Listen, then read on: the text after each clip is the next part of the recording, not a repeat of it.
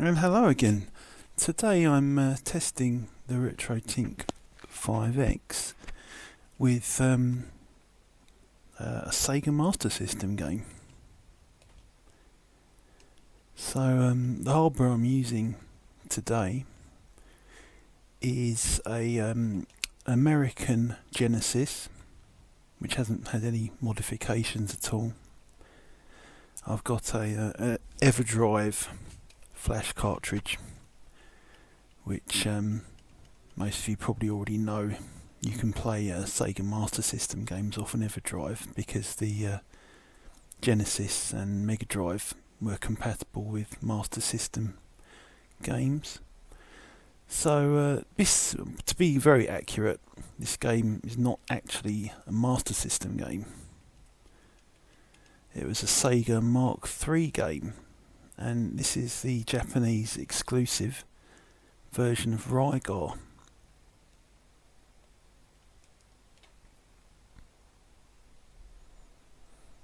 So I think it was only relatively recently that it kind of dawned on me that Rygar did actually come out for this console, and I was quite happy to discover that it's actually like a unique version of the game as well.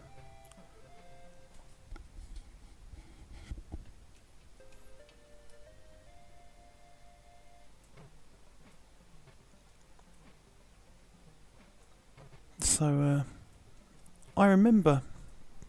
I do have memories of playing the arcade version of this game.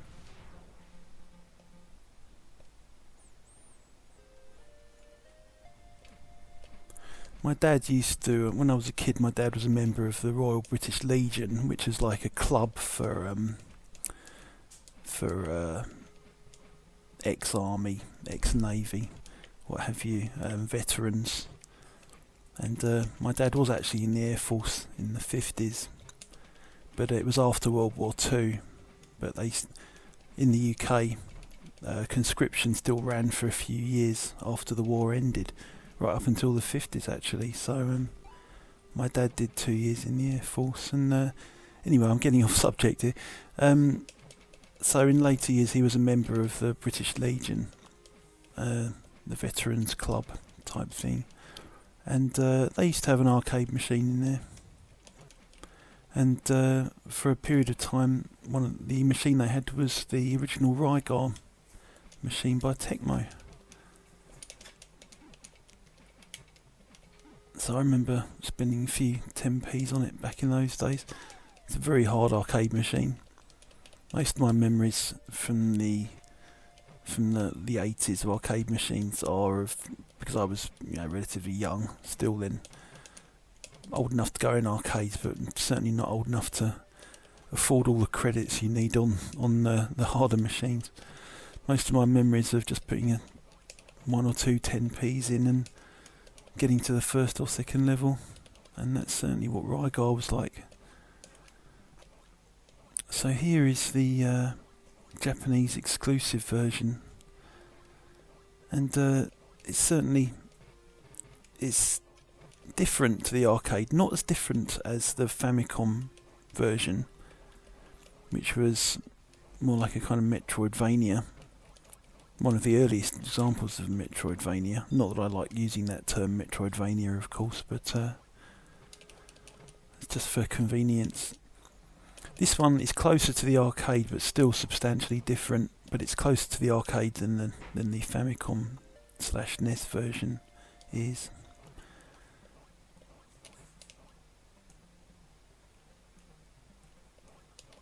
So you actually have to attack the weapon pickups to actually pick them up in this one. It's unusual. It does seem to have the same range of 5 power-ups that you can see there in the top right corner that the arcade has.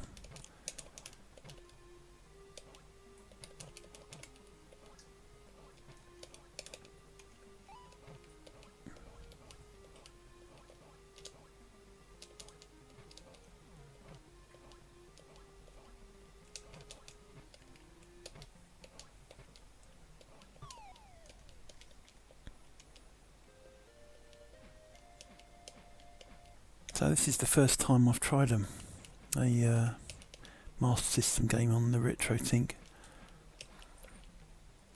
So this 5X is currently on all default settings as usual. I don't bother with the filters and scan lines and what have you. I can never decide which one I like best, and then I just think, oh, I'll just leave them off.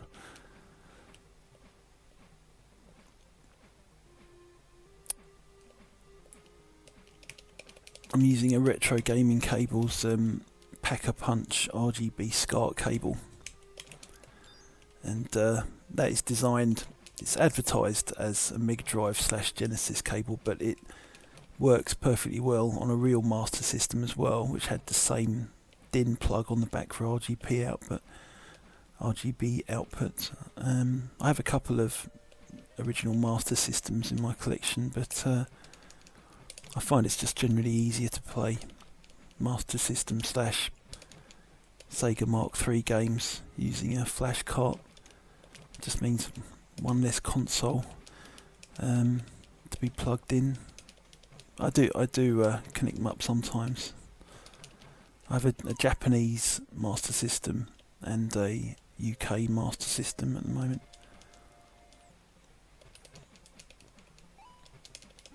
I do have quite fond memories of the Master System because it was the first, I believe it was the first console I ever actually owned as a kid. I played on various friends' Atari, VCS and kind of TV consoles and what have you that my friends had, but Master System was the first console I ever actually owned myself.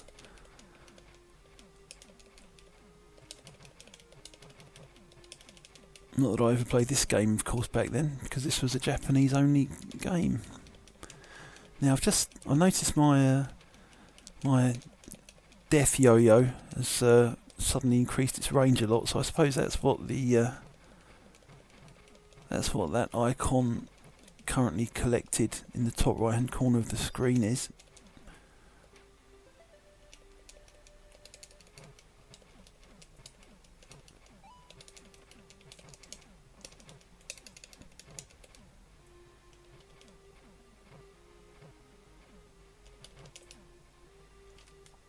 It's definitely easier. The level layout is very different to the arcade, and there's a lot less enemies. The onslaught of enemies on the arcade version can be quite overwhelming sometimes. I seem to have a very large selection of power-ups now. I've only got one missing.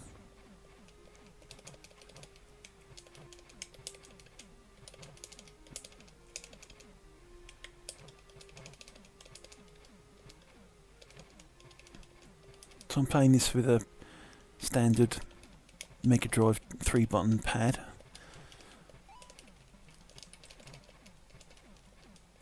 The game controls very well.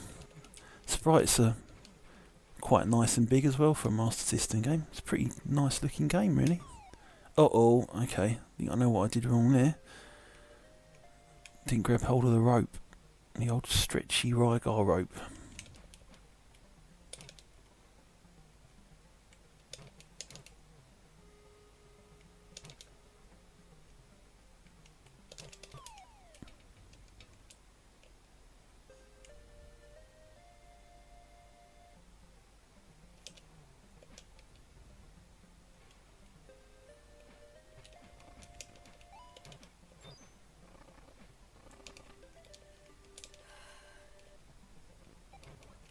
One of the classic hack and slash games, Rygar, isn't it?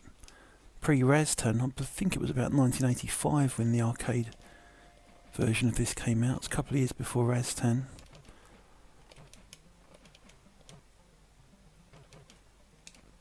I think in the scheme of things I prefer Raztan slightly. I've got good memories of that arcade machine as well. Always remember being absolutely amazed at the quality of the music on the Raztan arcade machine.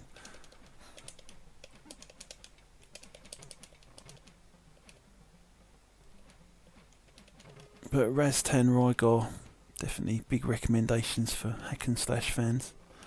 Now, I wonder what this hole does. I'm not going to find out. If I fall down that hole, do I die? Yes, okay. So how the hell am I... Alright. How the hell am I supposed to contend with that pit?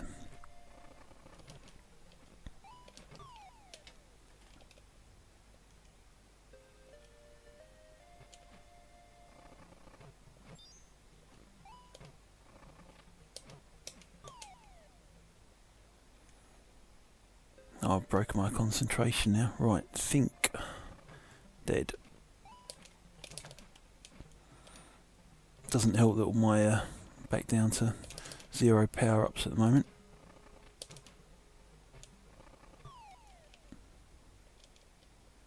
How many continues do you get? Another continue.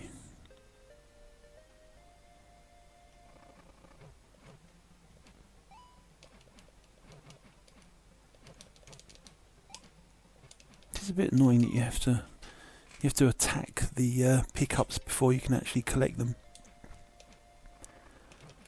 I noticed a little bit earlier on, if they appear over a pit, then you're pretty stuffed because you haven't got much time before they fall into it after you've revealed them.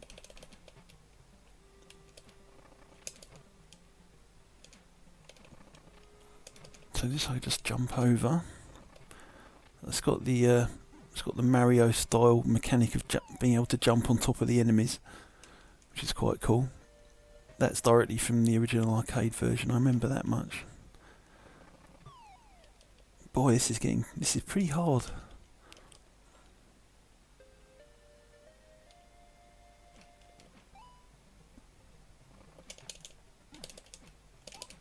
I think I need to perfect the old jumping on top of them to avoid them. Seems to be a pretty essential skill to develop on this game. It's one of the only ways you can avoid getting overwhelmed by the number of enemies. When there's a few too many to be able to kill them all quickly.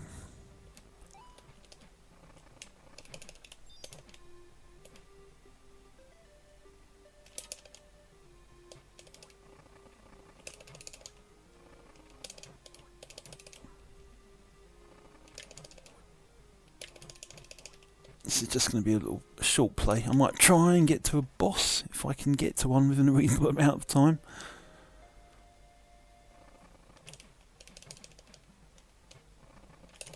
Oh, it certainly doesn't take long before you get surrounded by them. As I was saying earlier, it's probably a better idea to jump out of those situations when you get surrounded. Not like that. Oh, here we go. Boss number 1. Now, I never got very far in the arcade version of Rygar, but I don't remember there being any bosses in it. There may have been later on in the game, but I'm pretty sure that is a Master System exclusive, that boss there. So I presume that was stage 1 boss.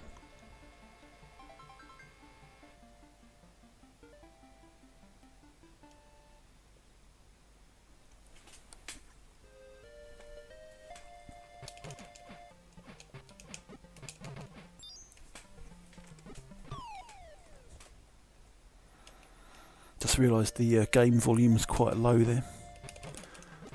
Turned it up a little bit. Apologies for that. Oh, oh, it's getting really hard now.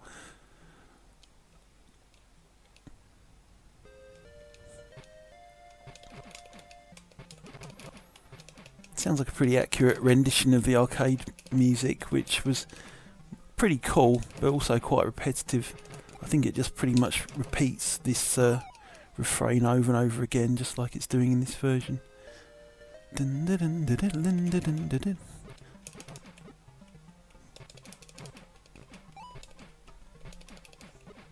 Oh dear. Yes.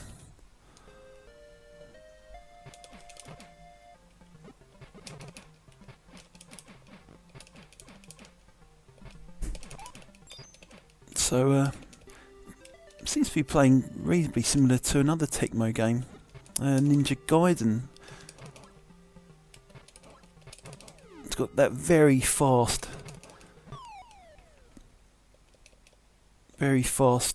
twitch reflex required for these enemies, which can come across and come up to you very quickly, as those you can see those flying things are.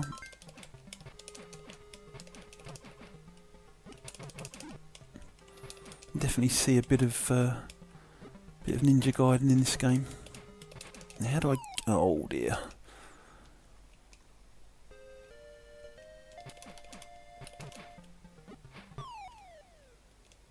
Oh, you don't get much chance to avoid those projectiles that those dragon things are throwing. I suppose you just got to try and dispatch them as quickly as possible before they get a chance to fire or jump over them like that. Whew.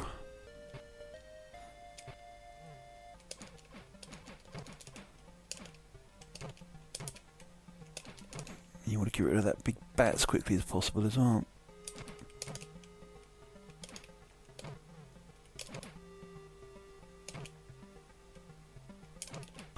Oh!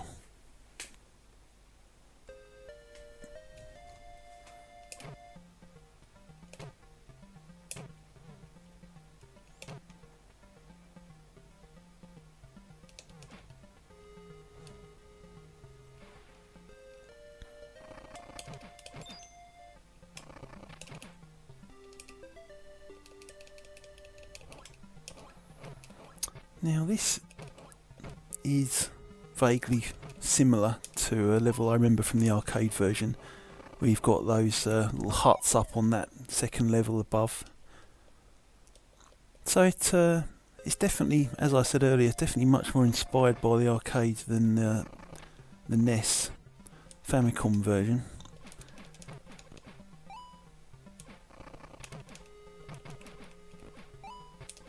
Can I actually stand on? I don't believe I can stand on that level up there though, unfortunately, like you could on Shinobi in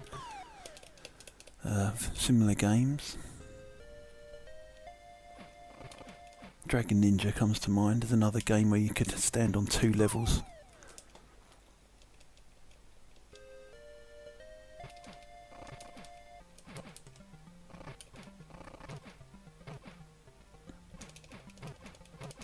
Oh. Yeah, you've got to be very good on the old facing left and right on this game. You've got to be very fast. Where does it put me back here? Now the one option you have is just to not actually attack much. Oh, okay, didn't serve me very well there. You could probably spend a lot more time jumping over things than I have been so far. Still, the hard thing is knowing when it's best to jump to avoid things, and when it's best to attack them. It's all part of the skill of learning how to play, I suppose, this game. Those yellow things, I don't think there's an easy way to deal with those, one way or the other.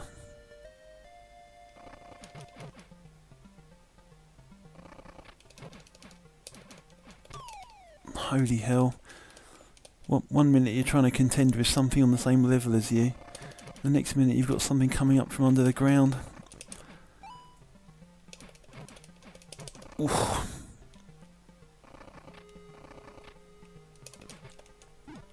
Oof, that was lucky. Oh, that wasn't lucky.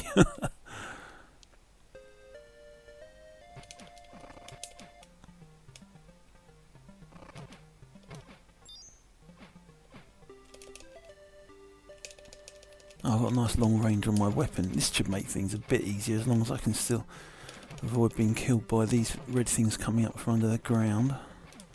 Certainly easier to kill these yellow guys now with this extra range. Ooh, not fast enough.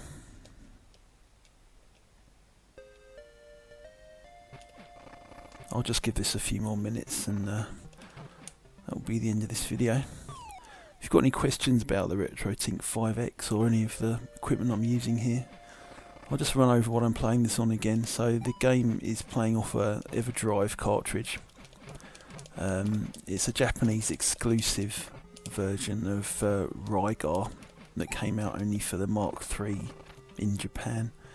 I've got the EverDrive cartridge plugged into a US Sega Genesis unmodified, and I've got a Retro Gaming Cables Pack-a-Punch RGB SCART cable running from that to my RetroTink 5X, which is outputting everything as a 1080p to my TV screen and to my capture device,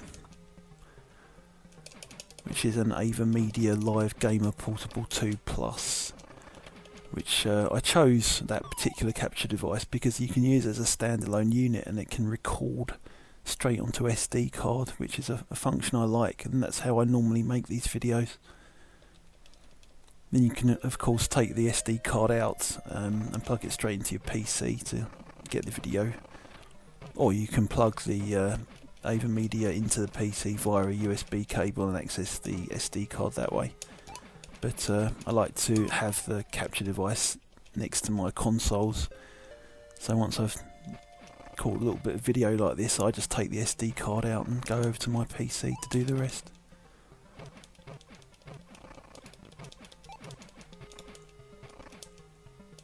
The Avermedia can of course also be used as a live capture for streaming as well, not that I've ever tried that yet.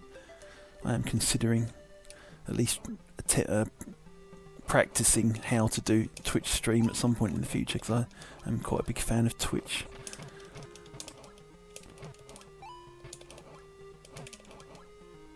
I think it's going to take me a good hour or two to get to the end of this level, so let's call it a day on Rygar. But yeah, this seems like a good game. It's there's no slowdown going on. It's pretty faithful to the arcade in sound and graphics. No doubt, being a Japanese exclusive, buying the original Mark III cartridge for this game is probably quite expensive, but definitely something worth trying on an EverDrive cartridge like I am. Okay, thanks for watching, and I will see you soon on the next one, I hope.